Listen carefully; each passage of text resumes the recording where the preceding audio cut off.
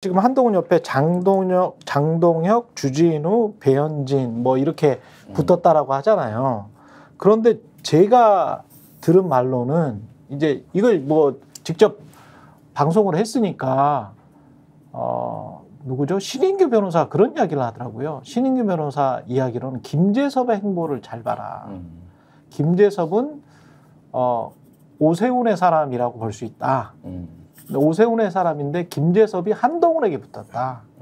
그러면 오세훈은 어떤 복심인지는 모르겠지만, 그러니까 중간에 가다가 말씀하신 것처럼 유력한 대권 주자가 한 명이 분명히 떨어질 것이다. 하지만 지금 당대표를 시키는 게 유리하다. 뭐 3년 동안에 분명히 떨어질 것이기 때문에 그러면은 다 이제 없어진 상황에서 본인이 대권 주자가 될 수 있다. 그래서 김재섭이 한동훈에게 붙고 뒤에서 후원을 해주고 있는 것 아닌가. 오세훈 쪽에서.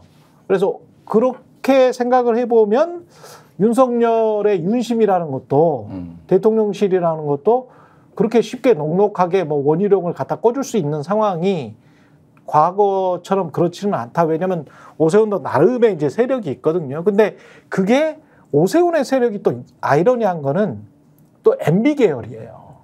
근데 이 정권은 또 MB 계열이야. 그래서 MB 1기는 MB죠.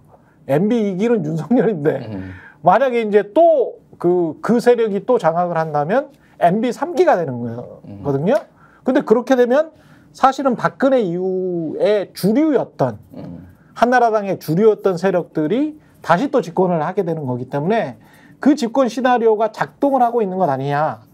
신인규 변호사는 그렇게 보더라고요. 그러니까 제가 아는 부분 뭐 이제 이렇게 해서 오늘은 이제 거의 정치공학 얘기. 아니요. 그 이야기는 잠깐 여기까지만 하죠 뭐. 말씀하세요. 짧게. 그러니까 오세훈 시장에 대해서 친윤계를 포함해서 견제가 엄청 셌어요. 그렇죠. 예전에도 엄청 셌고요. 지금도 세요.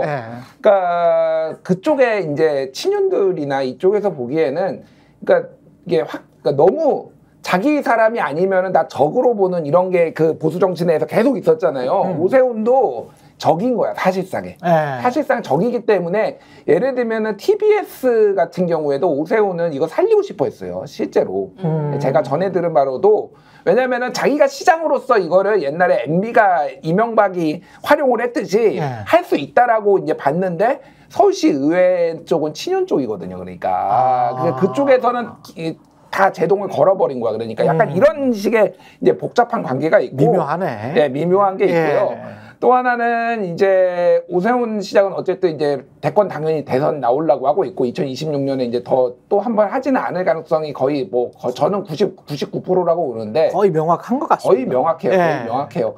그런데 지금 오세훈의 가장 큰 아킬레스건은 뭐냐면은 최근에 여론조사 보면 비호감도가 제일 낮은 정치인이에요. 그렇죠. 네, 비호감도가 제일 낮아요. 이재명이나 뭐 한동훈이나 다른 대권 주자들보다 비호감도 높은데 호감도도 낮아요, 상대적으로.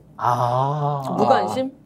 무관심. 약간 좀 관심이 없구나. 상대적으로. 그래서 지금 그러니까 정치공학과 함께 보수 색채를 강화를 하려라는 게 태극기 휘날리며 해가지고 110m를 이제 세우려는 것도 보수 쪽에 이제 구애를 하겠다. 그래서 그거 욕을 먹는 거를 싫어하지 않는다라고 제가 얘기 들었어요. 왜냐하면 어차피 그거를 자기 임기 내에 지금 다 세울지 안 세울지도 모르고 자기는 정치적 그것만 달성하면 되는 거니까 기본적으로 하는 게 있고 또 하나는 아까 전에 우리 최경영 진행자가 말씀하셨다시피 지금 그런 거 있잖아요. 무림에서 막 고수들끼리 다 모이다가 근데 모두가 다 뭐 양패구상 뭐 이런 거 있잖아요. 다 죽는 거. 거기에 이제 혼자 뒤에 빠져 있다가 도야청청 살아남는 이 시나리오를 굉장히 유력하게 보고 있는 거 하나가 있고 최근에 정무부 시장은 김병민을 데려갔거든.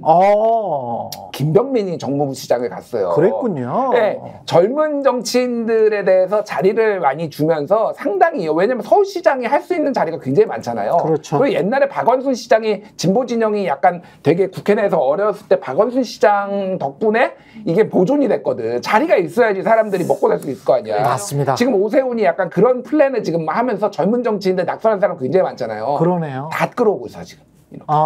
네, 그래서 김재섭 얘기도 아주 허황된 얘기는 조금 맥락이 조금 다르긴 한데 약간 완전 허황된 얘기는 아니에요. 예. 그런 공학이 좀 작동하고 있는 것 같다. 젊은 정치인들이 지조가 없어요. 먹거리 생긴 걸로 가는 거야. 제가 이제 제가 내용을 쭉 들었거든요. 그러니까 친노 세력들 같은 경우 그림은 잘 그려요. 근데 그걸 만들 수 있는 힘은 없어. 그럼 서로가 나눠는 먹어요 또. 그러니까 지금은 좋겠죠. 근데 그런 정치해가지고 제가 볼 때 뚫고 나갈 수가 없으니까 기본적으로 오세훈 서울시장이 그 런닝 입고 나오는 거 보면서 시작을 했구나. 본인이 부족한 거죠. 그런 부분들이 매우 깔끔한 척하고 이런 거니까 아마 누가 얘기했겠죠. 좀 런닝도 입고 나오고 이러면 좀 서민적인 이미지 이렇게 했을지 모르겠습니다만. 런닝도 굉장히 옛날에 애들 아버님들 입던 그런 거예요. 그래서 제가 볼 때 너무 빨랐다. 아니 근데 너무 빨리 움직였다. 나는 그 런닝은 최악인 게 사실은 그 런닝의 원조가 박원순 시장이었거든. 옛날에 자기 더운데 이렇게 에어컨 안 하고 그거. 왜 런닝을 입지? 난 좀 싫어. 솔직히 런닝 입는 아재들. 아니, 그러니까 그걸 사람이 입을 수는 있는데 그걸 왜 보여줘야 돼? 내가 왜 오세훈의 런닝을 봐야 돼? 그렇지. 좀 짜증나더라고, 솔직히 얘기하면.